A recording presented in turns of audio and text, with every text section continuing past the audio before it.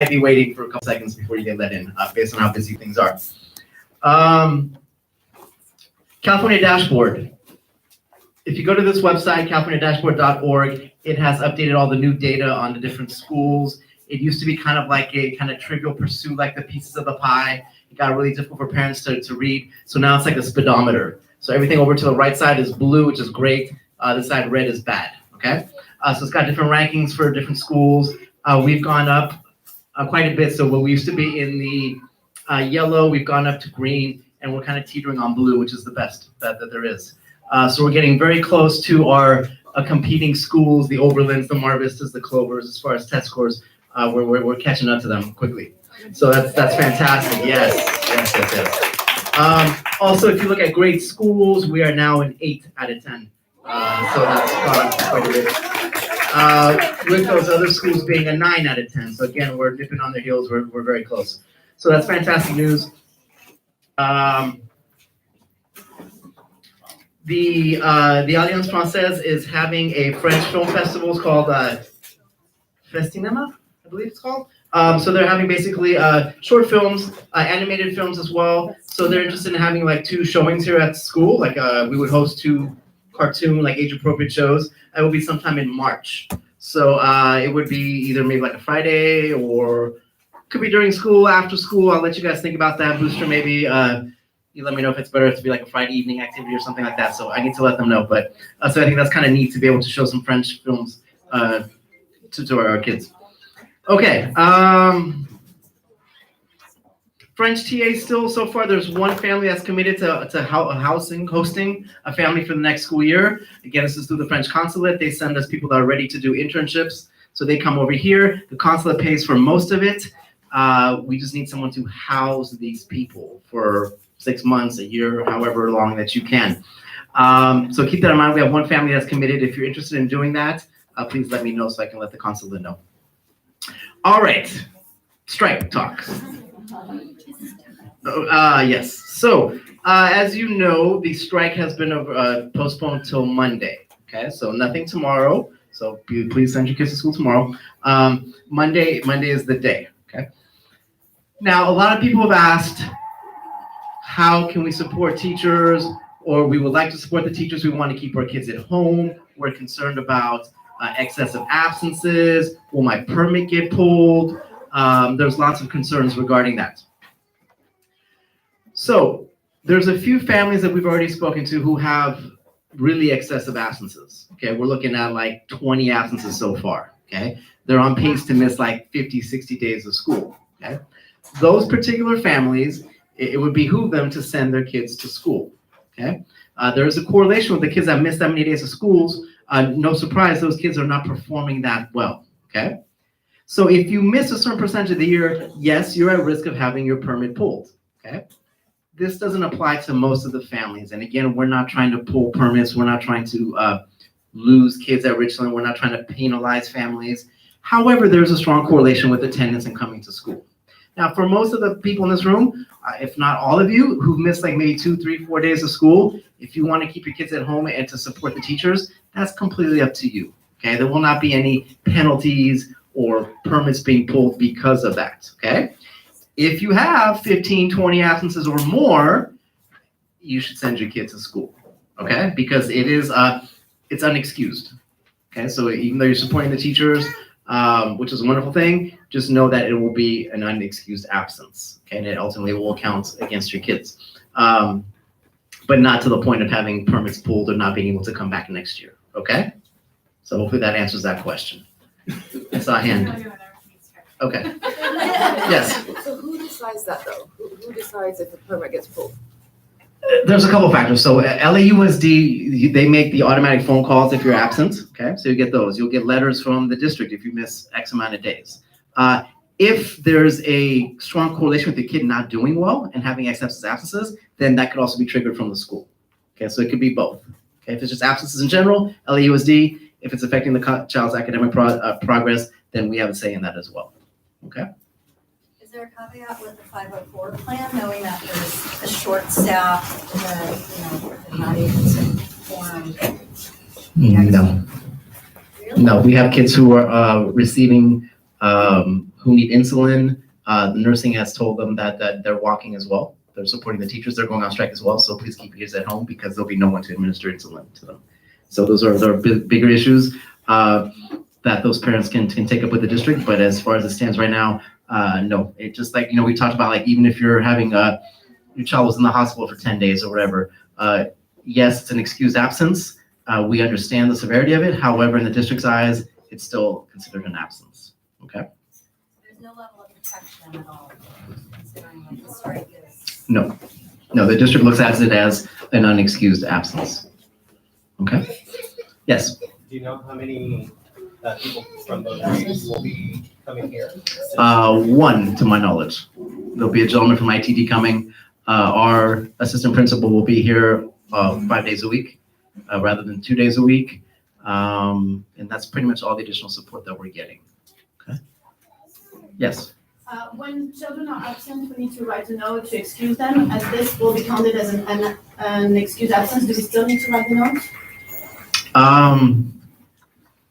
You can. I mean, you can say your child is sick, but eventually they'll see the pattern. But it's up to you. No, but like if we just write, no notes and it's okay for you? Yeah. If the strike goes on for weeks at a time, does the school year get extended to make up for the fact that the kids weren't learning at all during that time period? No, because the district sees that the school is open. The kids should be coming to school, and therefore the school is open, and they will not tack on any additional days. But there won't be enough teachers to make up for the teachers that are absent, correct? Correct. So it would probably be like a auditorium movie watching type of situation. For some groups of children, yes. Yes. So the plan is we have lots of fantastic TAs that are ready to step up and teach a classroom. They can totally handle a classroom. So we're going to look to try to fill as many classes as we can with TAs. We're going to look to combine some classes. It really depends on which teachers or how many teachers show up and how many students show up. So we have different scenarios, but it will be really hard to really see until the day of. Okay, it's possible that some classes will get combined. So it's possible like one teacher might have 30 kids in a classroom or 40 kids in a classroom. There'll also be big groups of kids in the auditorium. There'll be groups of kids on the playground.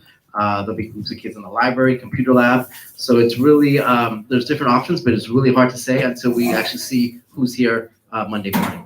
Will we have any visibility for like that?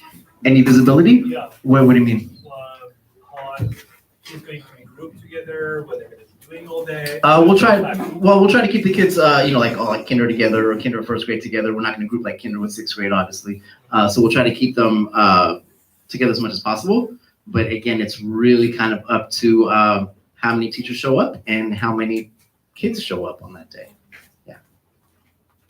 Mm-hmm. There's a lot of participation with the strike, meaning a lot of children are out. Does that have an impact on how long the strike could last and could swift in negotiations, or like what would be the impact of that? Well, if lots of kids are out, then the district's losing ADA money from the government, so that's going to affect them. I would assume that at bigger schools, schools that have like 800, 1,000 kids, middle schools, high schools, it's going to be pretty chaotic. I'm sure the media will probably run with that and show like all the chaos that's taking place in LAUSD, and then hopefully that will push LAUSD to make a decision. I think the longer it goes, it will hurt the teachers. Yeah. You said office assistant principal will be in the office. Will there be any other office staff there? Well, yeah, so basically, the only people that are really going to be out are the teachers, the nurses, psychologists, bus drivers, cafeteria workers, teachers' assistants, special ed assistants, plant manager, custodial. They'll all be here. Okay, they all have a contract, so it's be in breach of their contract to strike. So the only people really out will be like teachers and nurses. That's what's going to affect us. Everybody else, the district is sending support staff. They've hired a bunch of substitute teachers, but I'm guessing they're all going to go to the big high schools, the middle schools, the bigger elementary campuses. We're a very small elementary school, so they see that we don't need that much support. Okay. The after-school program, just a couple of things because you might have these questions. If you are part of the Free Star program, okay, you cannot send your kid to the after-school program. If they're not here during the day, they can't just show up after school and be part of STAR. Okay. However, if you're in the per fee STAR program, the one that you pay, then you can. Okay, so technically you can bring them at 2:30 and they can stay till 6. Okay, that's the one that's per fee because you're paying for it in advance. And if you don't come, you will not be reimbursed. Okay, so per fee STAR, they'll be up and running. You can bring your kids at 2:30 if you want. The big STAR, the free program, you cannot. Okay, and Miss Lisa was here earlier. I don't know if she's She's right there, I see her. Miss Lisa, where are you? There you are. Anything? Okay. No, but I- If you have any further questions, there she is. One question. If your kid doesn't go to STAR, like they miss 2 or 3 days, are they gonna miss out on their It will space? not affect your enrollment in STAR. If you're out during a strike, supporting the teachers, it will not affect your enrollment. Okay. If you have like an IEP plan during the strike, that's gonna get postponed. All field trips will be postponed. All athletic activities, I mean, not at elementary level, but middle school, high school. If you have older kids, all that practices, all that's gonna be postponed because of the strike. And then I know you said that it won't impact your individual spot. Could it impact Richland's overall allocation of spots, or all of that's off the table during the strike? With the program? Yes. So if you have like a number of kids not attending, it's not It going to won't impact. Perfect. Okay. Yeah, you have to remember, like, the strike is a major, like, exception to many of the rules and things that are taking place. And then once the strike is over, it's gonna go back to normal, the way things were. And there won't be, like, just like teachers don't get penalized for striking, parents and kids and programs won't be penalized for not having, participation during the strike. How long are you guys expecting to go on? My over-under, I would say 5 days, but I don't know. I have many people that are saying, like, no, they're going way above that. It's really hard to say. Both sides are very adamant in what they want. Neither is willing to negotiate. So it could go a long time. I don't know. I mean, to me, 5 days is a long time. But I don't know. There's still a chance that they will come to an agreement between Thursday and Friday before Monday, or is it already guaranteed then? Possibly. Not likely. Not likely, no. I don't see them. Unless, like, the governor intervenes or something, or, like, there's, secret money found underneath a rock or something. I don't know. But it would take some major, like, federal or state intervening, I think. Where do you expect the picket line to be? And then where do you expect students who are going to come to school to enter the school so that those kids don't have to cross a picket line and go through that trauma? So it'll be, the teachers are only allowed to be on the sidewalks. So there will be some, I'm sure, by the front door, some by the federal gate. So we're going to keep everything the same. The main gates, the federal gate is where the kids will come in. The teachers are, going to be obviously respectful to the kids. It's not like all of a sudden, like, we're gonna, like, throw eggs at you guys or something, So the teachers, and likewise, hopefully you'll respect their opinions for the ones that strike or the ones that decide not to strike. They're really, it's a good cause. Teachers haven't had a raise in a long time, so I can totally understand. I can back them in what they're doing. But I see both sides of the story. Okay, so however, they're gonna be respectful, and I would hope that, parents and then kids would be respectful to them as well when they see them, like, okay, we know why you're doing this, it's for a good cause. And hopefully it'll be over quickly.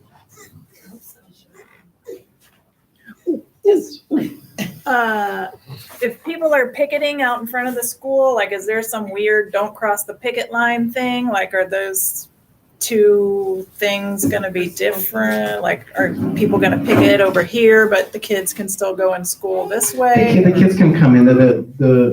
The people picketing will not be blocking. They're not going to try to impede you from coming to school or walking onto campus. They're basically just marching, carrying banners. They're just trying to, rally up support, but they're not going to impede the kids from coming to school in any way. Yes. Does the teachers told already the kids about the strike? And what would be the best way for us to tell them about it? And then, tell them. That's a great question. I think there's just,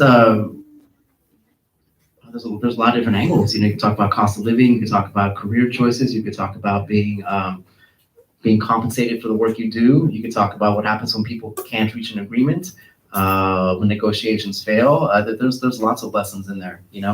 Sometimes you have to fight for what you believe is right. There's lots of great things, lots of great talking points to be had there. Yeah, I think most of the teachers who are striking, I believe, have mentioned something to their kids. Some of the kids are already kind of aware that something might be, they thought like it was today. or tomorrow, I should say, that something's gonna take place. So they're somewhat aware, but they think it's like a 1 day thing, like, oh, teachers gonna go out there 1 day and protest a little bit. They don't realize that this could be an ongoing thing that could last quite some time. Do you know all the teachers who are being restricted? Do you have an idea of how many teachers will be in school? I don't know, so I'm not really at liberty to ask them, so I don't know exactly. Some of them have shared with me, like, yes, I am, or no, I'm not, but I don't know the full extent. I'm guessing it's a little bit over half, I would say, like a safe guess, but I don't know exactly who. Yes? Mr. G, I just wanted to clarify, like, for the students that, for instance, that are permitted in, like my son, and he's, already has like 4 absences, but if this thing goes on for like a week or 2, should we be concerned at that point? Like, a few days I can see, but maybe after a couple, should we just be bringing him in and having to cross that, just to be safe? Yeah. Would you think that would When do be? they take attendance? It's done by 9 a.m. in the morning, usually. Yeah. Yeah, because you're not- So yes, I mean, if it goes 2 or 3 days, you miss 2 or 3 days, okay, yes, it'll count against you, but not a huge deal. If it goes 3 weeks and you choose to miss all 15 days, now it puts you kind of in jeopardy. Yeah, you're like, that's a lot of absences. So, but ultimately, that's your decision. It depends how adamantly you believe in what they're doing, or one side or the other, or, it's really up to you guys. But yeah, I mean, that would be excessive. The stronger we start, the shorter it will be. Exactly. Yeah. Yeah, I mean, I like to support I would totally want to support the teachers, but obviously if it goes longer, I don't want to jeopardize Right. my staff I'm in either. the same spot. I completely agree. Yeah. I want to knock this thing out. Yeah. I was just gonna say, if you're feeling stuck and like, I'm concerned, don't risk your permit, but call the district and say, I'm a parent, I'm upset that my child is not in school, being That's a taught good by their idea. teacher. Great idea. I adore their teacher, and I want my teacher to have a raise, and I want there to be more nurses and counselors and psychologists and, the talking points. But us calling the district is going to have angry parents. They don't like that. So Yeah, that's a I've we been great can idea. support the strike by talking to the district as well. I've been calling and getting through to a real person, and they took down the information. So it doesn't You make a probably know difference. They more, said yeah. that they're conveying support. Yeah, If if anybody's Yeah. interested, I got this off of a Facebook page of parents who are supporting teachers, and I only made 12 copies here, but if you want to take a picture with your phone. It has phone numbers for Austin Buettner and the school board. It has their Twitter handles, it has their email addresses, and it has example things that you could leave as a voicemail, or things you could tweet, or things you can email. So I'll just pass around what I have, and you can take Can we pictures if show you one like. here? Could you also send it to the person who's writing the minutes so that it can be dispatched? Yeah, great idea. I think that's been very helpful. Also. Also, while you guys are doing that, there are 2 separate sign-ins. So if you can make sure that you sign in on both. We have one for the school, or there's one that Booster passed around, and then we have a school one too. So if you please, one's on a clipboard, and I think one's just a loose sheet. But if you could, please sign in on both. What's the difference between the two? The sign-ins? Yeah. Nothing. I started one for the school, and then Booster started one, but we just Okay. wanted to kind of show. I think we have like 4 of them. We'll consolidate. Yeah. Sign one of them, any of them. Yes. I just wanted to clarify. So if people who are on permits are worried about attendance, but want to support the teachers, so if on the first of the strike, don't send your student, that would be a big message, just with one. And then another idea I had was the teachers, the UTLA color is red. So I was thinking we could all wear red and support, and even if you're sending your child to school, say, hey, red, I'm wearing red, supporting you, even though, for whatever reasons. right? Yes. You can march on the picket line. Absolutely, yes. And parents are welcome to march along with the teachers as well. And I think if you're wearing anything red, that just shows support for them. The staff members who even decided not to strike are still going to be out there in the morning. They're going to be wearing red. So I think that's a great idea. We have a question from the internet. Can kids who show up to picket with parents be counted as at school? If they walk in through the gates by 8:15, yes. So you can pick it with the staff in the mornings, but if you still have to come to school. Okay, and we want to make sure that the kids aren't like, running in and running out, and like they're inside. Oh, my friends out there. Let me go out there too. And they're like, whoa. So we want the kids to come in and stay in. But if they want to walk with the teachers in the morning, whatever, that's fine. As long as they come to school afterwards to get credit for the day.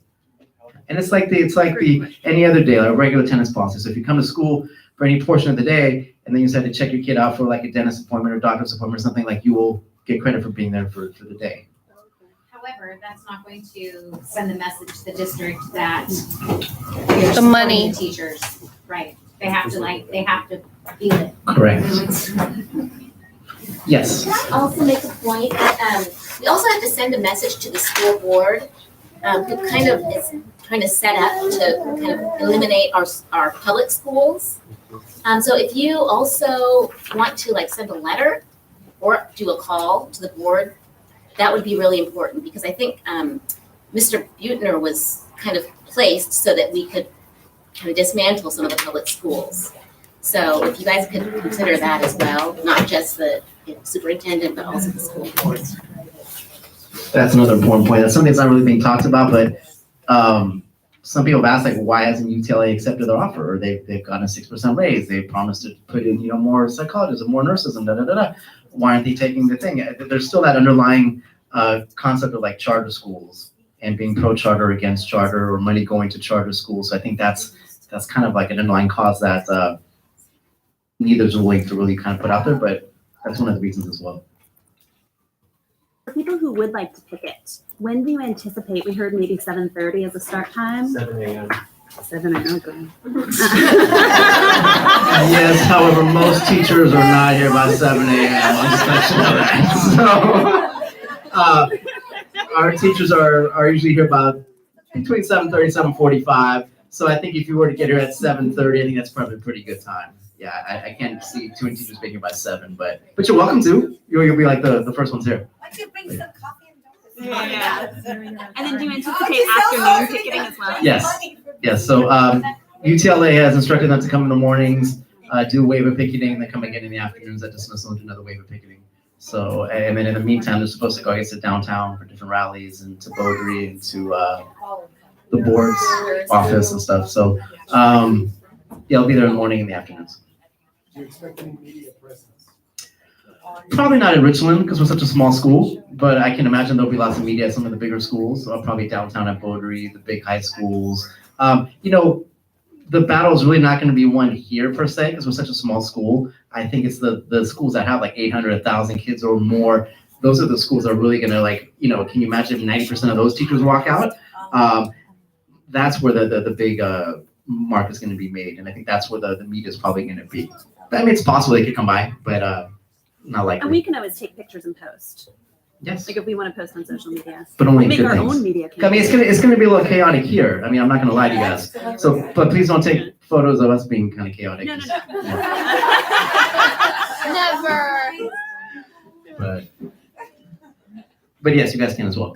And then will there be picket materials available, like the posters or the information that the teachers had the other day? Perhaps UCLA might have some additional stuff for you guys to use. I'm not sure. Okay. Who's our UTL, who's the person that we? That would be William Olive. Mr. Olive is our UTLA representative. Mr. Olive. Mm-hmm. And he'll definitely be out there. All right. Any more strike-related questions or questions in general? Non-strike related questions I just wanted are welcome too. I just wanted to make one comment. The same way that the strength of the teacher strike is going to be in their solidarity, as many of them walking out as possible. I think as parents who are not in the Richland neighborhood, we are vulnerable to absences. However, we have strength if we all stay out together. They can't pull all our permits. Absolutely, and that'd be foolish. If I went around and pulled all the permits, then we would lose a great chunk of our school. So, obviously. So, and again, going back to what Martha said, yeah, I mean, it's the teachers, everybody's got to have some really strong showing the first few days. So hopefully, the district will be like, whoa, okay, we can't have this, and then hopefully it'll end quickly. Yes, sir. What about all the wasted food and other people who need it? The wasted food during the strike or in general? My advice is eat your food, drink your milk, eat your lunch. That's nothing. Food services will be taking place. Our schedule is pretty much going to be the same. We'll continue to start at 8:15, 2:30 dismissal, 1:30 on Tuesdays, recess, lunch. Everything's going to be the same for the most part. Now, some of the itinerants, Miss Adam started today setting up the schedule for the visual arts for next week. Obviously, she's going to, visual arts will not be here. Art with Sandrine will not take place because Sandrine most likely will be in a classroom with the class.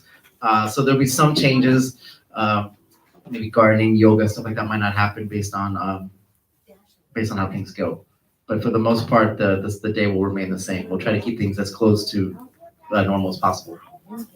Sorry if the question was asked earlier, but as it comes to, as in regards to STAR, if your kid is in STAR and you decide not to bring your kid to school, will it be an impact for STAR next year when you apply to try to get into the, whatever the grant is of 80 or 70 kids?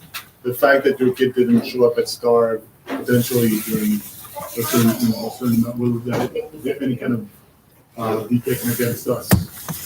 He said if they missed. Yes. No, it won't affect you. There'll be nothing negative against you or the program.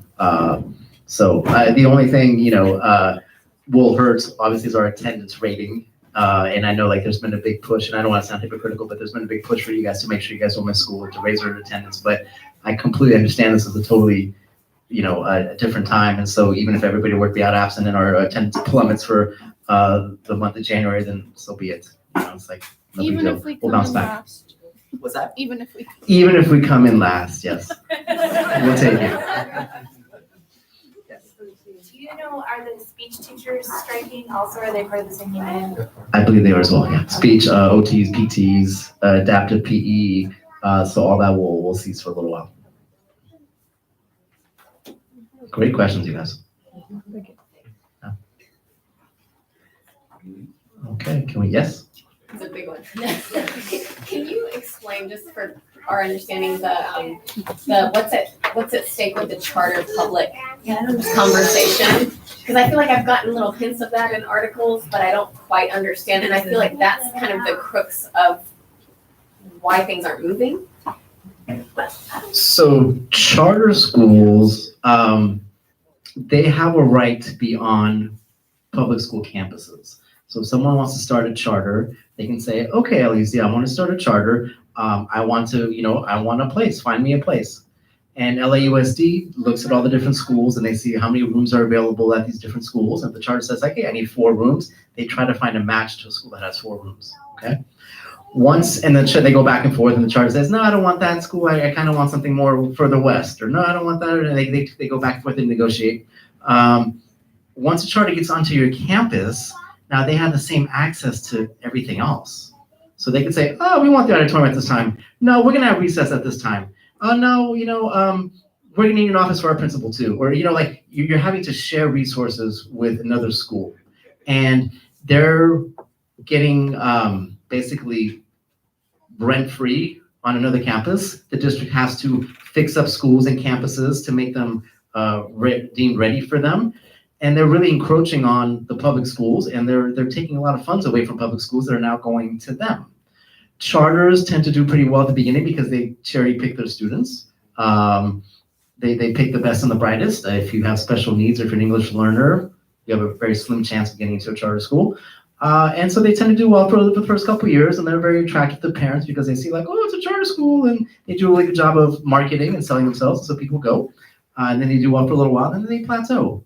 And then they do about the same or worse than the normal schools. But they basically go on and they cherry pick the best kids, and then they go on to school campuses and they take a lot of money, they zap a lot of money from public school funds. So that's where it gets tricky. So that's why schools that have low enrollment, there's always a risk of a charter coming onto your campus.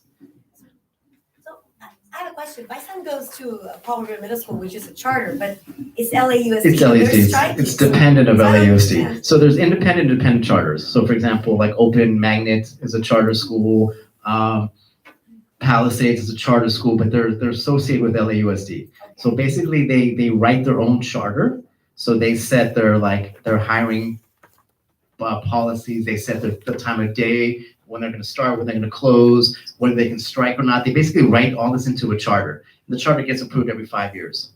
And so if the charter is approved, then they go by the charter. That's like the Bible. They follow that. They might give some of the same assessments LUSD does. They might give different alternate assessments. They might not give assessments at all. They might not give homework at all. It's whatever's kind of written into their charter. Okay, but they're striking too to support. Yes, because that's a dependent charter. Now, independent charters can do whatever they want. They're not at all associated with LAUSD. Dependent charters still have to follow some of LAUSD's rules as far as like hiring, firing, different things. So it kind of depends on whether dependent or independent of LAUSD. Yeah. So for example, like Citizens of the World, that's a completely independent charter of LAUSD. They make up their own rules. They do whatever they want. But they're looking to get onto LAUSD campuses and find space for other schools. Uh-huh. They're already on Webster's campus. Yes. Their kindergarten class is on Webster's campus, on a middle school. Yes. I thought it was just K. No? Okay, goodbye. Okay. Yes. I don't understand, why is an independent private company allowed to take space from LAUSD? Why does LAUSD have to give it? It was part of it's part of it was like a ruling, and I don't know the full background, but they won a lawsuit that entitled them to do that. Ask the school. Yes, They do. I think they might pay some rent, but it's not much. It'll be like for the utilities. And that's untapped money right there that the district is not taking advantage of. To pay for nurses, to pay for counselors. My viewer here says voters voted for it several years ago. Oh, there you go. Okay, thank you. I should So know that. the voters voted. Yes. Pamela not here? What did you say? No, it's good. They have quite a lot of money, that's like 26% of reserves that they're not spending, and they only need to have like 5 or 6%. So that money can actually be spent to like enrich our schools and our children's experiences and hire more teachers and hire nurses and hire psychologists. So that's another issue, aside from the charter issue, that we have to look at. So that's a school board issue. There's lots of issues, yeah, and I don't know all of them, but Fight the man. You got them too? fight the power. I'm sure this is the last thing everybody needs, but I do have a very comprehensive article about this charter issue. I don't know what's the easiest. If anyone wants to ask me what it is, I can send you a link to it. So it just goes from kind of the election results and then going forward. Yeah. And the shady backroom deal that got Superintendent Bucher to begin with. Yeah. Not to mention the fact that we've held the other LAUSD council seat vacant so that the charter board members can have a majority until March when they finally have to have an election. So there's a long history of crooked dealings on the district's part. And it was launched by the successful charter election that happened how many years ago. And I have an article that puts it forward very matter-of-factly. As you can tell, it draws a lot of anger from me because the article lays out very clearly how we've all gotten into this. And it should make all of you angry when you read it. It's basically money that could be going to public schools to better them, but instead it goes to charter schools. So. And public education is supposed to be fair education. That makes it unfair. This is maybe beyond the topic, but this new front door alarm costs $400,000. That's wrong. And that multiply that by God knows how much. Is that being talked about? Buhner actually is looking. He's coming from the business world, so he's looking at things that kind of much like you said, that's like way too expensive for that. He's looking at the big insurance providers like Kaiser and Blue Cross, like, okay, hey, you guys need to meet our needs. Like, we're a huge district, we have lots of employees. Either you give us a fair price, or we'll go find someone else. So there's some good things that he's trying to do as far as cut down costs in a kind of like a business negotiation type of way. So yes, I think they're looking at that. But ultimately, I mean, that's like a drop in the bucket compared to.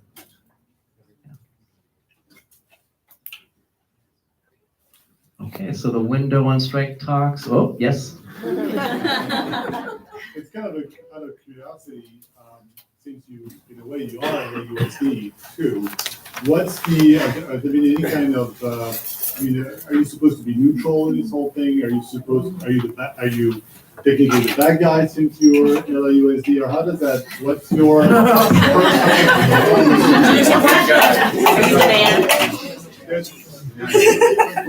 Personally, as a private citizen, you can have your own feelings, obviously, but what's their, do they have any kind of, I'm gonna say marching orders, but in terms of, as an administrator, what you're supposed to say or not say?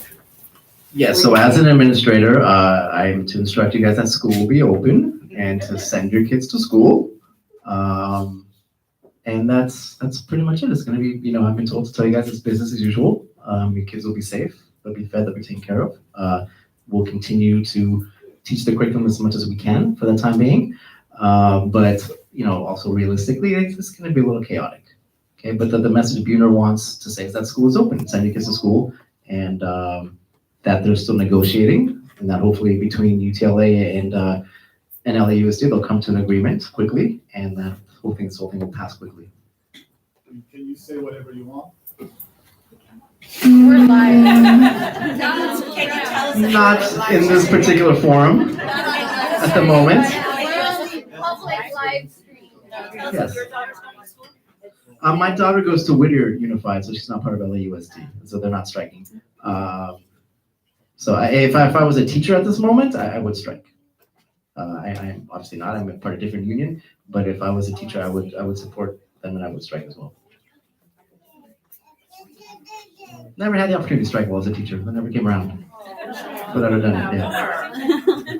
Thank you. Uh-huh. Okay, yeah. All right. So the strike talk is ended. Thank you.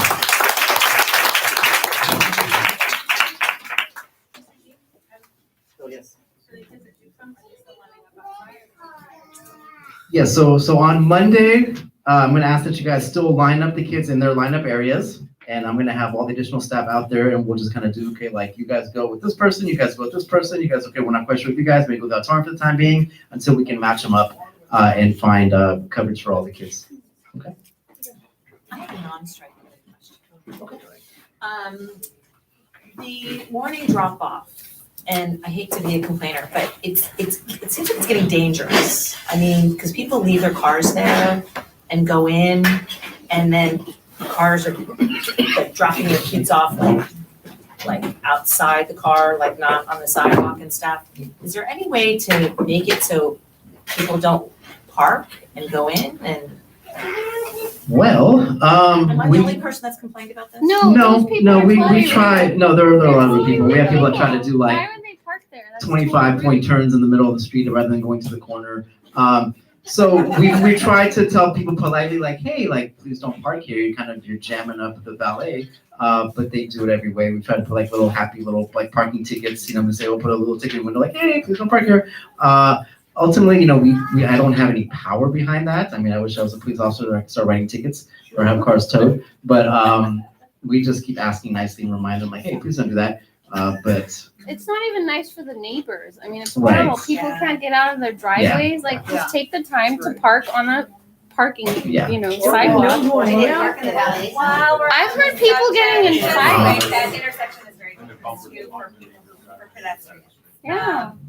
Totally rude. I have cars, like, while we're in the intersection with my two kids, I drive through, so please, don't rush to get your kids to the front door like that. A lot of neighbors walk their kids to school here, so. And the parking lot's not much better. I feel like in the parking lot, there's people double parking when it's not necessary. They want the like made up front Just spot. be aware of everybody else. Yes. yeah, so maybe we just encourage you guys to use the valet, pull up, let your kids out, and just kind of keep going. If you really have to go into the office for a reason, find street parking or park like way towards the back of the parking lot, so that you just can have the spots in the front, and then you can leave your car there for a few minutes. But please don't park and leave your car in the valet zone, because that does jam everybody up. It just takes one person, and then everybody's doing all kind of maneuvers to try to get around that. It's crazy. Yes. follow-up question on this topic. I'm just wondering, since Polaris is just the second year, it seems it's worse this year than it was last year. I'm just wondering if there's any kind of numbers or statistics we have on the parking lot, because now it feels it's completely full way earlier than it used to be. I'm just wondering if there's more cars than it used to be, is there less people busting in and more people taking the car? Do you have any numbers on that? Or I don't know. I know by like 9 o'clock, that parking lot's like maybe half full. So I think it's just in the morning. I think it's just parents pulling in there in the mornings. Because most of the school day, there's more than plenty of parking for our staff. So it's just, again, in the mornings, if you could just use the valet, that'd be great. Oh, sorry. What about if we set up a single access point like back at Brookhaven, put cones in the street, so you can't go past them, you have to go in at the top and get in line, and everybody goes that way. It might cut into coffee and croissant profits, but if you have it so there's just one way in, people are cutting in the middle. Perhaps if we had like a police officer on either side, or I don't know. I just don't know. Like, I think it's a good idea. I just think people really respect the cones? The ones that are gonna speeding, you know, I don't know. Yeah. But it's something to think about. Yes. Yes, because at my other job in the morning, I do that in the morning, the ballet, and we have cones lined up in there. It's one way in and one way out. And we also have a motorcycle cop going around. When they see that cop, ding, ding, ding, ding, ding. That's what keeps them in check. So they make a two-way street or one-way street? Well, no, we have like a roundabout, so they go through the driveway, and then they come out, and then they go through the ballet and drop their kid off. But yeah, one person, somebody's gonna get out, it's gonna back up, but you just have to keep it going.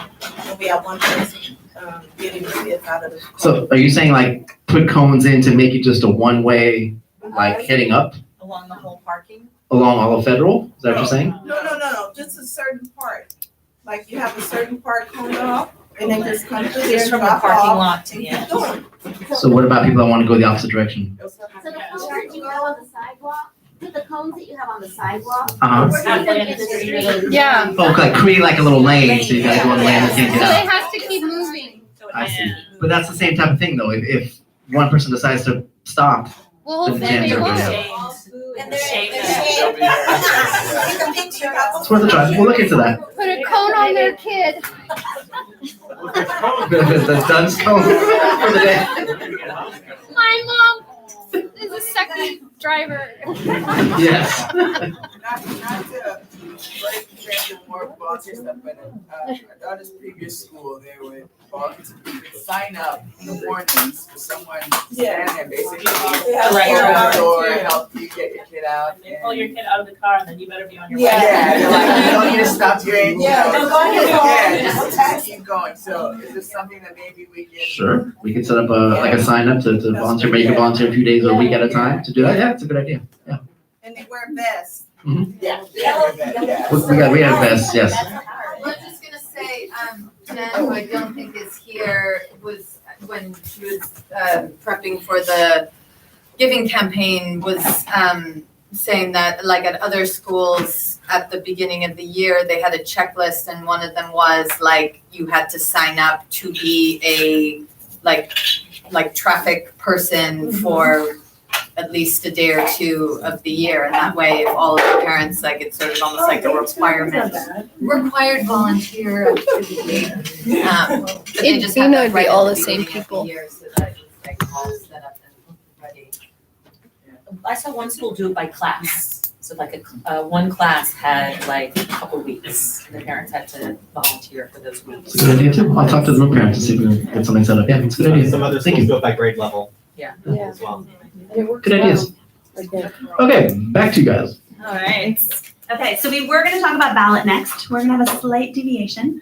First, real quick, from a housekeeping perspective, did everyone sign in on at least one of the sign-in sheets? If not, they're floating around. There's like 5 of them. So great. We will continue to pass them around. Make sure you sign in. Secondly, not very official, but just quick show of hands. I know a lot of you are here tonight because we were specifically talking about the strike. In general, I want to just figure out who would prefer a morning meeting versus an evening meeting to see if this works for people as a whole outside of strike time. So just quick show of hands. Do you prefer morning? Okay, and then evening. Skewed to evening. Clearly, yes. We always ask the question in the morning, so the evening people.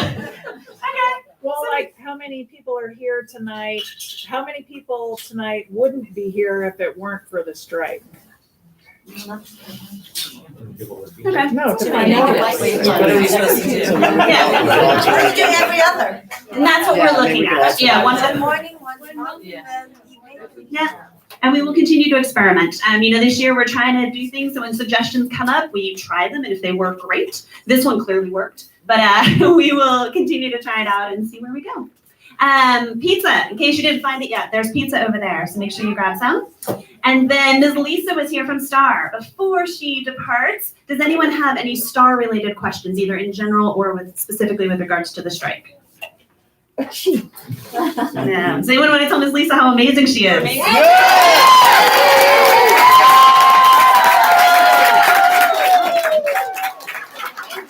too. Oh yeah, Mr. Danny.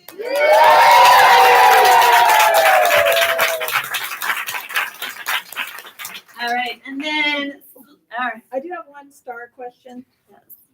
Would it be possible to set up, if we keep our kids out of school, could we pay to send them to STAR if they're in the free program during that? Yeah. Not even under the table? Any, but, yeah, you can give me some. No, only back it over. No, I'm sorry. Okay. You want me to keep my job, right? Yes, Okay. but Thank you. want to So if figure they out don't go to what we're school, gonna they do. can't go to STAR. Yeah. If you're part of the free program. Okay. All right, so a strike adjacent topic. We have Mary Beth here and Damien. Yes. And they have spearheaded a co-op. So we're gonna give everyone a little bit more detail on that and answer any questions you have. And then we'll get back to ballot. Spearheaded. But remember at the meeting where I said I didn't want to be in charge? You're just managing it. So, hi everyone. My name's Damien. I have a daughter in kinder and a son in third grade here. And my son was here before there was a immersion program. So we've done the English program and then we transferred him into the immersion program when it started. So we've been around. I also go to church a block that way.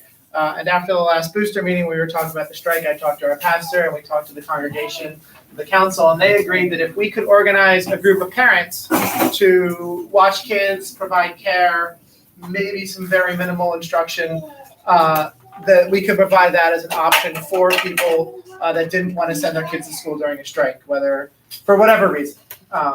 And so we have enough parents that have signed up already. Because it's the church I go to, I mostly started by signing up people I knew to make sure that there were people that I was like okay with watching kids at a church that I go to. I also live next door to the church and I will be there a lot in the mornings. So we have, we'll be open, for lack of a better term, as long as there's a strike, with the exception of King Day and the day after King Day, because they had rented it to like a blood drive or something. And apparently they want to make money to keep the doors open as much as they want to help us. So, but very nice of them to open their space to us. And we have, I have waivers. And there's information there about what the schedule will look like, what you can expect. When I wrote this, I had thought we were going to be able to drop kids off at STAR, and now I know that we can only do that for the kids that are in the paid program. So there's a small update I have to make on the front. But if people are interested in dropping their kids off with us, or volunteering time, or volunteering books or snack food or anything like that, great. This is very bare bones. We're not planning to cook for the kids. So we do have some people that have already volunteered snack food, but I would just assume that what you pack for them is what they're going to get. Said there will be some more. No one's going to starve or anything, but it's all volunteer. We're not asking for any cash. Actually, we would much prefer that no one does any cash with this. So we just keep it all volunteering supplies and volunteering time. And then there will be options to drop off kids here so they can pick it and then be walked down to church by some of the parents, and there will be a sign-in sheet in addition to a waiver for those. Or I'll be at the church every morning from about 7:30, 7:45 until 8:30ish on the days that I'm not staying for longer. The church has a social hall. It has a Sunday school room, which looks like a small kindergarten room. It has a library, which we put some books in English and French in just yesterday. For kids, not like Bibles or anything. There are Bibles if your kid really wants to read them, but no one's gonna try to convert your child to Lutheranism. And the library also has a TV that has Netflix on it. So I was planning on days where I'm there, we're gonna show some science related stuff in the mornings. Cosmos, that the Neil deGrasse Tyson How the Universe Works show, maybe some animal shows. Then in the afternoon, Miraculous Ladybug in French. So the more volunteers we get, the more students we can have. If we have more students than we think we have parent manpower for, it's really cool as we know a place like a block away that'll just take kids. Apparently they do it all day, and that's here. So it's important that we have contact information though for the parents, which is why we're requiring, one of the reasons we're requiring the waiver first, so that if we feel we cannot accommodate your kid, we can at least tell you where the kid will be, so that we can make sure everyone's safe. We don't want to, if we only have 3 parents, we don't want to have like 75 kids on a day or something like that. But right now, it looks like on Monday, there will be no less than 4 or 5 parents or adults. And we're only allowing adults that are directly affiliated with the school family or church members, although so far no church members other than me have signed up for it, to be there to help out. Well, we haven't asked them really, we just sort of implied that they could, but we have some church members that are teachers at other school districts that have been like, oh, that's really cool. That sounds like so much better than standing outside in the rain with a sign. So anyway, it's available. There's information here. I'm here at drop off and pick up every day, can answer questions, and I'll have waivers on me until the strike starts. And so there'll all be options outside and options to drop off down at the church. Is the care available until 6 o'clock? No, because the church keeps its doors open by renting out space at night. And so we feel like we have to be out of there by about 3 at the latest so that we can get the floors clean and all that anything else we might need to do while they're there. So no, we can't offer the extended daycare, mostly because they already had people coming into the space at 4 o'clock on a lot of days. What time does it start? What? Normal school hour, like the normal. I'll be there signing kids in at 7:45, which is when the gates opened here, right? That's when the gates open here? When the gates open here. So it's the same idea that I live next door to the church, so it's also a block from a Starbucks. So if the morning's going really poorly, I can still get there with a Starbucks by 7:45. We will not be selling croissants. No. Again, this is a cash free. We want to keep it cash free so that there's no confusion or anything like that. We're not setting up an official organization. And I'm also very clear in here that this is not a booster project. This is not a church project or a school project. Although I did find a little tiger head online that I put on the logo. Yeah, this is a parent co-op with the church, just giving us their space as a community establishment organization that wants to support the strike and mostly support the parents because our whole thing is we like kids and families and stuff. Hey, first, thank you very much for organizing that.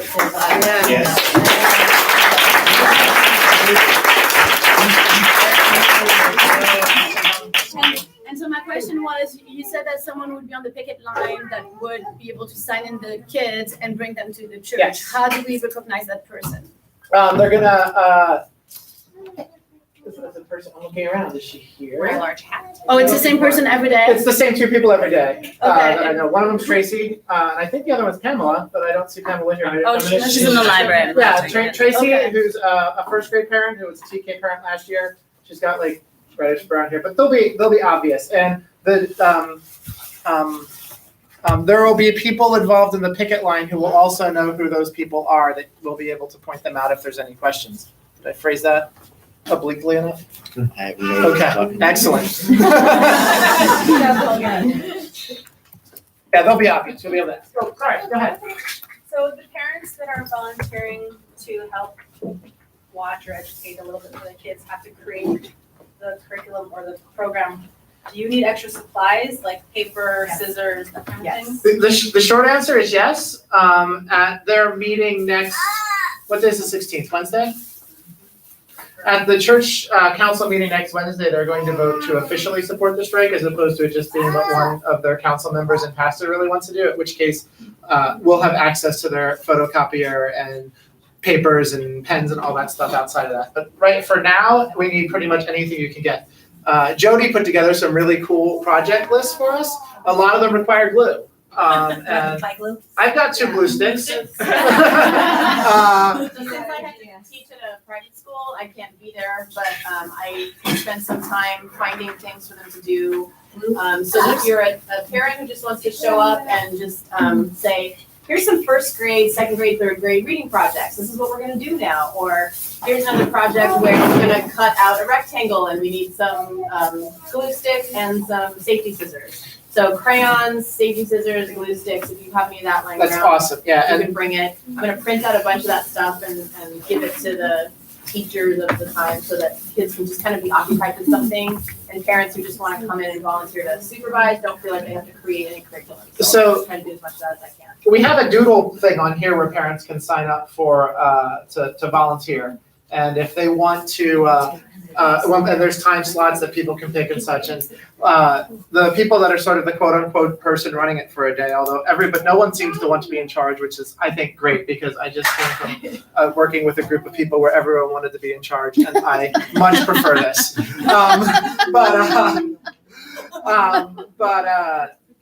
Those people that'll be getting in touch and saying, just, hey, look, if do you want to just come and watch some kids, or do you have a project in mind or something like that? I'll tell you, on Monday, when I'll be around for the entire day, I'm planning on, we're going to make some strike signs, and kids that are planning to walk the picket line, or parents, we'll get those.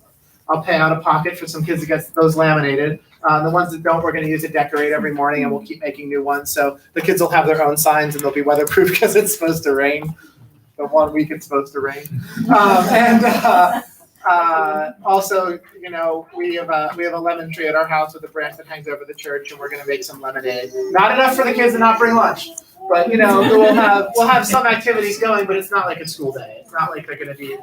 I don't want them to be horribly bored, but it's not like we're going to be able to provide instruction. Like one of the teachers in this that's in the immersion program joked that she wanted to have a video of me trying to teach French to children for her next performance evaluation, that she could show the alternative to the instruction they provide. So if there are French-speaking parents that are volunteering, we do hope to have some level of stuff. Miraculous Ladybug is fantastic, but we'd love to do more than that for the kids. And we do have some books in French, so there will be opportunities for the older kids to read to the younger kids and that sort of thing that they do here. And then there is a Strike Co-op Google group. Yes, so hopefully it's also on here, and I apologize. I should have done the tiny URL thing, because it's google.com/forum/tic-tac-toe board. If you guys have my email address, and I think there's someone can send it around, you can always email me, and I'll just send you the link so you don't have to do this. So I said I'll be around all the time to drop off and pick up, so people can hand me waivers. They can hand them in when they hand their kid in, but we really need to have the waiver. The church really wants it for the obvious reasons, and we just really need to have the contact information for the parents, because God forbid something happens, we need to have a way to contact someone, or if there's anything weird, like the kid thinks he's going to STAR, but he's not because he's on the free program, or 100 kids show up and we have 3 parents and we have to, bring some of them up here, that we have a way to contact those sort of things. That should be fine. What? Not like LAUSD class size. That's right. That's the proposed new class size, right? 35 to. Damien. Yes. Veronica Jones and David Lowe think you're awesome. Oh, thanks. Thanks, guys. And Miss Lisa, you got a shout out too. Yeah. So for the kids that are going directly to the church versus the ones that come here and walk the picket line and then go over, and No, I it's done didn't. by parents are watching them, but when are we gonna find out if our kid actually got accepted to stay at the church, or if they're back at school? I don't know. We're still that's one of the details that we have to figure out. It'll probably vary a little bit day to day as there's different. So I'll be there every morning, but it's, there might be some, like if there's someone that's going to be sitting there all day that is a credentialed teacher, for example, they might be saying, oh, you know what, I can handle a few more kids than I might feel I'm able to do, or something like that. So it's going to be a day-to-day thing, but it will be before 9. It's not going to, we're not going to call you at 2 in the afternoon to be, by the way, your child's at school. Oh, I You know? know, you could probably tell by the robocall. If you get the robocall. Oh, we'll be faster than the robocall. Yeah, well, I mean, if you're gonna have internet, there because you have. Yes, we have Wi-Fi. And you have a computer, so you could like do a Google sheet where you put the names of the kids that are there that day. That's an And then the parents, if we all have the link to that Google sheet, then you know who's inside. That's such a smart idea. We could also live broadcast. Yeah, we could just live stream the entire day. Okay, all the kids that have to go to school, get over here. Smile away. The other thing I'll say is, I don't want to say this, but it sounds like I don't want to say this because everyone just assume I'm not saying this to toot my own horn, but we've been in contact regularly with some reporters from Spectrum. And our family was on, and I went down and talked to them today, and they actually wanted to come and film at the co-op too, and we will have a special waiver for kids to be yes or no on that when we know what day that is too. So if you don't want your kid on the news coloring, and the idea of the story, I've talked to the reporter several times, is to be like, parents coming together, community coming together to support the teachers. Richland will not be named. Although I think I may have said the French word today when I was on TV. But Richland will not be named. It's just supposed to be a story. Did I say an English immersion program? Language? Yes. Then he mentioned watching things in French. Well, that's true.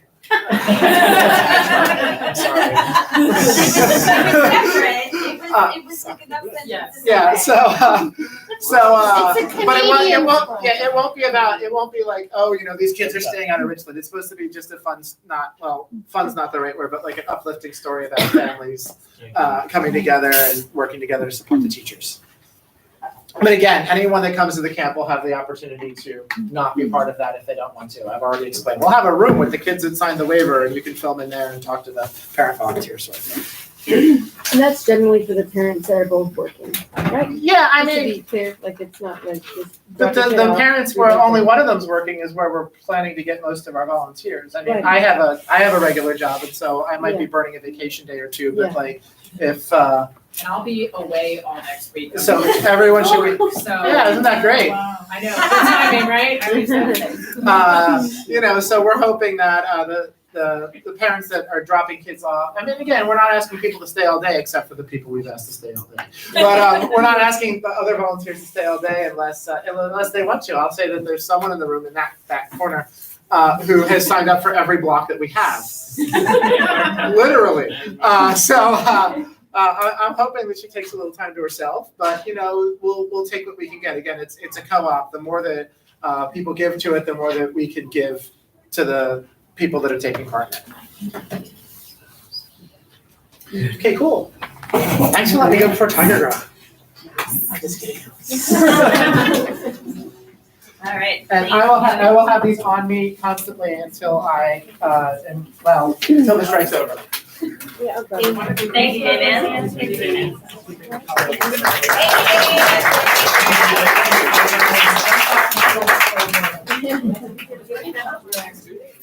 All right, now we're going to transition and talk quickly about the ballot. So at our October-November meetings, we discussed the items that were on the ballot. In December, we actually distributed the ballots and everyone had their chance to vote. We had just over 20 attendees at the meeting, and we got in 40 ballots. So it was a good experiment. We had double the number of people that were at the meeting actually vote. So we gave a voice to people that otherwise would not have had one in the voting, which I think is fantastic. And we will continue to try to find opportunities like that. That way, even if you can't attend the morning meeting, presumably you've contributed in some way towards the booster budget and should have a voice in how that money is spent. So we'll try to continue to empower in that way. If you take a look at page 2 of your packet, the original was color-coded, so I will talk you through this. But the first items up until software licenses were all green. We got 40 ballots. We had 100 points per ballot, so there were 4,000 points total. Everybody got to allocate them however they would like. Some people allocated 5, 5, 5, 5. Some people felt very strongly and allocated, for example, 80 points to one particular initiative. So totaled all of those points across the board. And then what you see there in the number of points column is how many specific points that item got. The next column over is the percentage of those points. And then just for conversation purposes, the percentage of the budget is in that final column. So those first items up until software licenses will be fully funded. We've already started working on a lot of those. The first of which was the holiday bonus for the teachers and staff. So that went out just before the holidays and they were all very appreciative. So thank you guys for voting on that. And we're starting on yoga mats and all the other initiatives. The benches, we have some money to fund the benches. We ran out mid-bench. And so I know at the last meeting, we had conversations around less expensive benches, other bench solutions, possibly less benches. So we will be figuring out how we spend the money that we do have available on those benches. And then everything beneath that is what was in red, all showing zeros. So refrigerator on downward. Those are things that at this point, as you can see, didn't get very many votes and won't be funded under this current budget surplus that we have. So thank you all for participating. And we think it worked out really well. We'll do this again in the future. Interesting notes, just real quick. 33 of the 40 ballots had points allocated to the long-term opportunities. So that was the section where we were accounting for things like revamping the PE program, installing a pergola, and some of the really big expenses that we wouldn't necessarily be able to fund in any given year. So we're allocating $2,500, setting it aside for those big expenses. Not tonight because it's getting late, but at a future meeting, we'll talk more and figure out which of those expenses we want to start funding and how we start allocating that money and make sure that gets put to good use because clearly a lot of people felt strongly about that. And then also some people noted on their ballot, there were things they wanted to support. For example, the refrigerator was a big one, but they thought we had other options like looking on Craigslist or getting donations from parents. So, thank you everyone for your notes. A lot of people said that there were certain things. So we'll, keep that in mind and continue. I have all the paper ballots here. So we're going to continue to reference those and try to find solutions for those things that you felt strongly about, but just didn't want budget allocated towards. So that is the ballot. Does anyone have any questions before we move on? No, all right, we are good. Then next item, still me on the agenda, flip to the next page and we have the calendar. So quickly just to talk through December through March. December we had our winter performance. Hopefully everyone was able to make it. For the first time we did have the 2 performances. So fantastic, alleviated some of the crowd a little bit. And hopefully everyone got to see their kid at least once, maybe twice. January, we are here tonight at our very first booster evening meeting. And then we have a kindergarten tour coming up on the 24th. The Great Kindness Challenge begins, so we'll have Jamie talk in just a bit about that. You'll note that on the calendar, the date has shifted a little bit. We moved it to align with the national dates, you'll see that there. Then as we get into February, we'll have our next booster meeting, the Black History Month performance, a highlight of the year, so if you are available, block your calendars for that day. And then as we get into March, we'll have Tiger Gras, and Alan will talk in just a bit about that. We'll be back for Booster. We'll have our garden meeting. So, it's spring. We'll start gardening again with Cammie. And we'll have our book fair and then the annual open house. And that takes us through the calendar. Yay. All right. Next up, we have Jamie to talk about kindness. I'm going to speak really quickly. Do you want the mic so the people on here? Oh, okay. Here, you can stay there. You don't want to be on TV. Yeah. Okay, so the Great Kindness Challenge is coming up. It's a week long. Over 10 million students participate, over 20,000 schools in all 50 states. It's a week of promoting kindness and just bringing about activities that make our kids aware that, one kind act, promoting kindness and putting kind acts out into the world, and just bring a focus to that for that week. So if the strike takes place during those dates, we'll adjust accordingly. But for now, the plan is to participate. You can go on to Good Morning LA. You'll see lots of media coverage about the Great Kindness Challenge. You can also go on to the website, and I believe we're putting a link at our website to watch promotional videos and such. Cool. That's about it. And then you're still looking for volunteers, right? Yeah, pretty much runs itself, but if you are interested in participating, let me know. And your motivational speaker? I'm looking for maybe some local people. That didn't quite pan out, but maybe some local firemen or policemen to help in the initial stage. 59. Okay, thank you. Can we add there will be a garden day in February or March? Yeah, that was on there. Let me see when it was. Oh, in addition to the one that's on the calendar? Yeah. Fantastic. Yes, there'll be a garden day in February. Bye. Okay, so next up is Alan to talk Tiger Gras.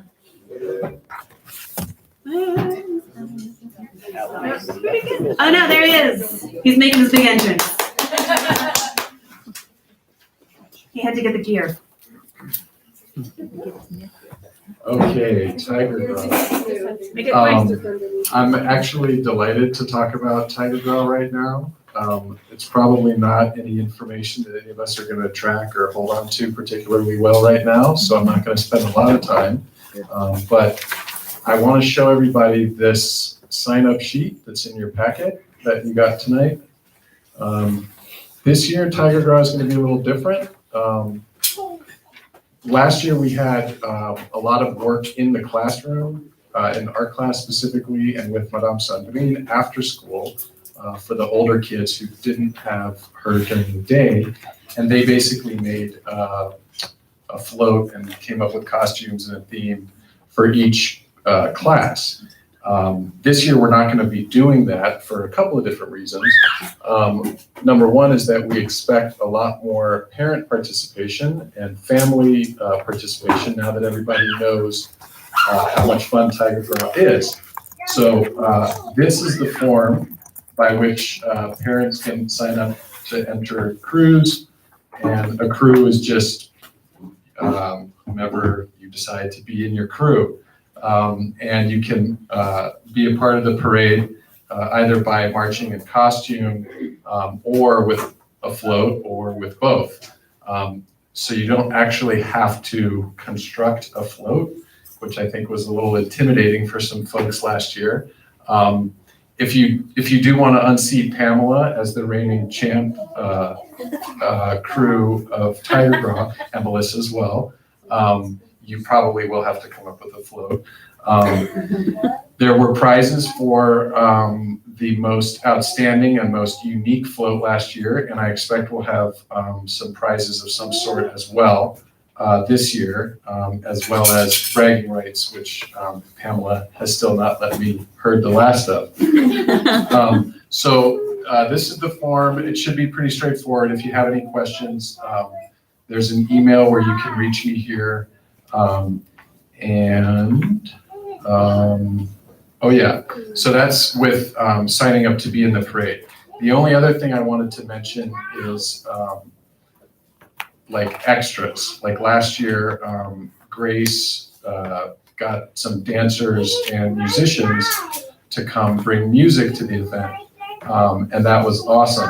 It was a big part of the great feeling that everybody had when that event started. So if anybody has some things like that they think would be welcomed at the event, by all means, let us know.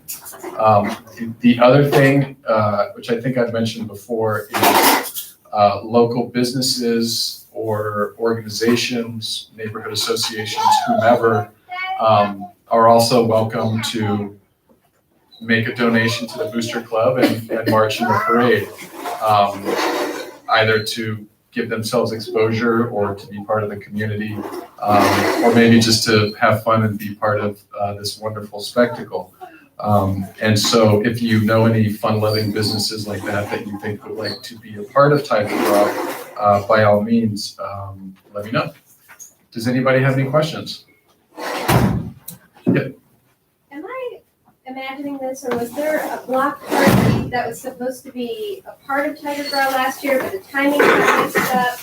And if I am not imagining that, is there a plan to try to do a block party in conjunction with Tiger Draw this year? Yes, so there is a block party happening the day after Tiger Draw. And parents or crews who participate in our Tiger Draw here will also be invited to march in the block party the very next day on Saturday, which will be kind of cool because you'll actually be marching down like the middle of the street, kind of like a real parade. I mean, we'll have a real parade, but we're gonna have to make a faux street with barriers and stuff. But obviously Saturday it'll be an actual street, and it'll be, off campus during the day. I don't know the exact details of the block party yet. That sort of is just coming together for me. So I don't know all the ways that'll go down, but it will probably be wild and fun. And not booster or school affiliated. And not booster or school affiliated, right? So you're obviously, like I said, invited to take your floats over there afterwards. We have some parents who have offered to house floats for the evening, right? Because it would just be from Friday afternoon, around 4:30 when we get done here to the next morning. I think the party it'll start around, that's the thing, I don't know what time it starts yet, but it's gonna be probably in the early or mid-afternoon sometime, so it's not a long time. So we can house your float. Is it? The street is Butler, right? Doing Butler? Yeah, yeah, same place it was last year. Who's running, who's leading that block party? The block party is being organized by Helena Gatto. Just fun enough to use musicians. Yes. Yes, definitely contact Helena, I'm sure. Junior high kids that are in a jazz band to play. But again, that's neither booster nor school affiliated, so you're talking. Yes. Yes. A little bit unrelated, when is spring break? Good question. It's Is it on the calendar? Ends on the 21st. Spring break. April 15th through the 19th. April 15th through the 19th. We're gonna have Stevie? We're gonna have what? That's next week. Ski week? Yeah, that's next You week. guys are fun.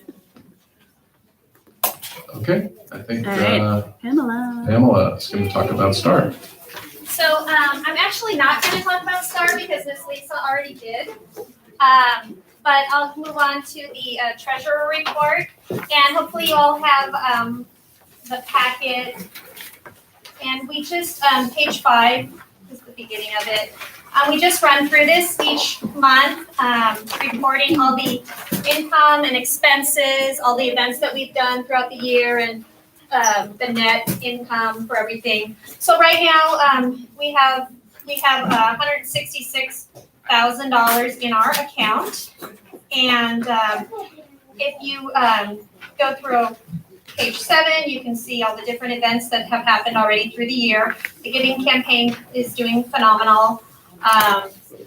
And then all the expenses that are just school related are at the bottom. Page 9 is the forecast. So we have like I said, we have $166,000, but we need still. We don't need, but all that money is gone. It's all allocated for the remainder of this year and next year. So we're covered for next year. We always, our giving campaign always funds the next school year, so we're not asking for money during the school year just to keep afloat. So we're in a great position. We funded those items from the December booster vote. They're already in here. We've replicated a few of them into next year's budget just so we're covered. And we're totally even. Estimated overage is $800, so we are spot on. Yay! And so that's all that I have to, I know we've talked about so many things today, but we do have one other item on the agenda. It's open other business and public comments. So is there anybody that wants to bring anything up or has any other comments that they want to share? Now's the perfect time. Yes. Unrelated to booster, I think, when is the next coffee with the principal? So- Will there be coffee? No coffee. Because last time was coffee with the principal. There's no coffee, you're right. So yes, we will have coffee. It is January, You need to have it on a Wednesday or a Friday. I know, for coffee, right? So January 28th, as of now, assuming the strike is over. Okay, Is there so- ever an opportunity to do coffee in the evening? I've tried that, and I've had like 3 people show up. So we can try What again. if all these people promise to come? If all these people promise to come, yes. Happy hour. You guys are just looking to get me fired, huh? We can Yes. we can meet at an outside. We could try that. If you can't come to coffee with the principal, when you have we can always email me a question or something, and I'd be happy to respond. But yes, we could try. And this seemed to be pretty successful. So if the evening is a better time, we can alternate or something as well. So yeah. Alternating. Ken? Just wanted to tell that the helping the volunteer program with the teacher is doing good. And of course, any French speaker that want to contribute, it would be amazing. So, yeah. Thank you. Yes? I have something. So for anyone unfamiliar with Sugarfina, they make these adorable little premium candies. I brought samples. And clearly we like the boozy ones. They're champagne bears, single malt scotch cordials, bourbon bears. So they are premium candy targeted at adults. And they have a fantastic fundraising program called Candy for a Cause. So I'm partnering with them. I'm trying to find a date. We're looking at possibly the last week of January. And what we would do is go to one of their stores. The closest one is in the Century City Mall. We get a window of about 2 to 3 hours where our group can come in and shop. They have like a candy sommelier that does little candy tastings, talks about the origin. They do have a lot of French candies. A lot of their chocolate comes from France, so they can talk about that for us. And then any purchases that we make or anyone else that happens to be in the store at that time makes during that window, 15% of that goes to Richland, which is fantastic. So I'm targeting around Valentine's Day, knowing that there's gonna be higher levels of foot traffic. So we can hopefully benefit from just there being a lot of people in the store. They make fantastic teacher gifts. I've given them to all my teachers this year and they love them. There's non-boozy ones too. And also just as you're thinking about Valentine's Day, you know, they're great little gifts. They have small cubes, big cubes, other items. So we'll be sending out more details on that. We'll pick a date, but it'll likely be that some point the last week of January. And if we've all gone through the strike, good excuse to eat some candy. I know. Especially the boozy. Yeah. With the funding opportunity stuff, how soon are you looking to take care of some of these things? Well, we set aside the $2,500. That's on the budget. You can see it on the forecast. Okay. I mean, obviously that's not the item you're talking about, but if you look at the top of the forecast, page 9, we've set aside $2,500, like requested. We gave the holiday bonus to the teachers and the staffs. The books, I'm not sure. Books are kind of an ongoing thing. All right, books, great. We're working on that. Teachers Lounge makeover. That we got. So that was, and people came up with different ideas. I think if we're gonna do a teacher's lounge makeover, it should be done right. So, you know, maybe not like the refrigerator off of Craigslist or something, or like maybe like getting an actual nice couch and a nice coffee table or something. You know, that you might put in your own house, just to spruce up the teacher's lounge. But that could be, you know, an ongoing thing. And if it happens next year or the year after, that's great. If it doesn't happen, then there's just something we can kind of keep in mind of. But I had a conversation with one of the teachers who felt like he also represented a lot of the teachers' opinions in that the number one requested item wasn't necessarily something superficial and cosmetic, but rather was a second microwave. Mm-hmm. He had said so many teachers spend their entire break waiting in line for the microwave. So he's like, it's something so simple. And I don't know if anyone has seen it, but the microwave that's in there is pretty old and kind of gross. Yeah, so we're like easy enough. We usually end up buying like 2 or 3 a year because they just from overuse. Yeah, of course. So, but that's something I have money for that. I can find in the microwave. I didn't know that. They never told me that. So yeah. We'll make So I that have a happen. few other ideas that I've gotten from the teachers. We'll find microwave. We have something that's like new-ish. Yeah, I mean, that's one of the things that we were trying to reach out, like, we need a refrigerator for the parent center. Like, and we were really like hoping somebody would donate a refrigerator for the parent center. It hasn't happened, but you know, stuff like that, absolutely. If you have something, talk to one of us, and you know, if we have a need for it, fantastic. That's great. And for that makeover, we do have $1,000 allocated. That's what was voted on. So you can get a microwave for $200. We'll buy a microwave. Yeah, I super will easy. buy a microwave tomorrow. So we We'll have be a on decent amount of money. I didn't know. I do have a refrigerator that I need in Brentwood that I need to get out by this weekend. Can you bring it over here? I mean, if you guys want it, yes. Well, I want it for the parent center. Yeah. Okay. All right. Yeah. Assuming that's functional and it's Yes. like, you know. Yes. It's nice. Now, do you take the old one? Was that? Okay. All right. Great. And then the yoga mats. I know the yoga teacher and Kristen are looking around for yoga mats. Software licenses is kind of an ongoing thing, and then the benches, which we discussed, is ongoing. So we do have a couple of items that we can handle right away, but other than that, a lot of them are like ongoing items. I can do the yoga mats as well. The what? I have money for yoga mats. Okay, We can do perfect, that. perfect, great. Mats and microwave. Yes. And one, sorry. Haven't you talked enough? No, it's one thing I forgot to mention Oh. that when she was talking about donating stuff, anything that is donated to us, for the co-op. Yes. That's a school, that's not, a food product, we'll try to donate here, when it's done. If it's a book, if it's a box of glue sticks or whatever, like if we get a bunch of donations and then the strike's over in one day, we're gonna try to find ways to use it here at the school before anything else. The church isn't gonna keep it. I'm certainly not going to keep it. Do a lot of gluing. Yeah, we do a lot of gluing, but no. Books, anything like that. Food stuff will go to the West Side Food Bank, any leftover, and anything that could possibly be a school supply, we'll first try to get here before we, even if it's just like, handing a bunch of glue sticks to Sandrine. Yeah. I don't know why I keep coming back to glue sticks. I don't know. Just have fun. I think at the last meeting you mentioned there's a public library with a lot of French books. Was that the Palms Library? The one by the park on. By the Rancho freeway Park. exit? Yes, by the freeway. Okay, yeah, Yes. because we were at the library the other day and they have a lot of French books over there, all different languages. Which library? Oh, And, really? and Mar Vista has Palms. a few as It's well. at the freeway exit. I think it's called Rancho Right Park. since you Rancho have the Park. Overland exit right there, Rancho Overland Park, yeah. and Palms. National and Westwood. And Mar Vista has not as many, but they have a lot of Mandarin books. And when I spoke to the librarian, she said if parents come and request French Yeah. books, because I told her about the school that she was not aware of, she said they will get more books. They have the budget to buy Well, books, that's but why they have French people over need to here request because it's by the lycée. exactly, yeah. Yeah. What you can also do at the library is just like ask them to send over a book for you that is in another library, and usually it takes less than a week. So if you want something that is not at your library, you just request it and they will send it over for you. Great. And you don't even have to go in there to do that. Yeah. Oh, really? You go on Yeah. your phone and you do it Oh, online that's and then great. they notify you when it should. Yeah. They even have Learn French in Your Car, an Oh. audiobook. Yeah.